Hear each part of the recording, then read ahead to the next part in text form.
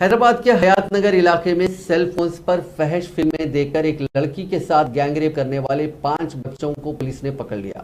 حیرت کی بات یہ ہے کہ جہاں لڑکی کی عمر 17 سال ہے، وہیں بچے بھی 9ویں اور 10ویں جماعت کے طلباء بتائے گئے ہیں۔ پولیس نے بتایا کہ لڑکے اپنے اسکول کے اوقات مکمل ہونے کے بعد موبائل فونز میں فحش ویڈیوز دیکھا کرتے تھے۔ انہوں نے اپنی جنسی خواہش کی تکمیل کے لیے ایک لڑکی کو نشانہ بنانے کا فیصلہ کیا جو ان کی ہم جماعت بتائی گئی۔ متاثرہ لڑکی ان لڑکوں سے بات چیت کیا کرتی تھی، انہوں نے اس کا فائدہ اٹھایا اور ماہ اگست 2022 میں پہلی بار متاثرہ لڑکی کو اس کے گھر والوں کی غیر موجودگی میں دھمکی دے کر جنسی زیادتی کا نشانہ بنایا۔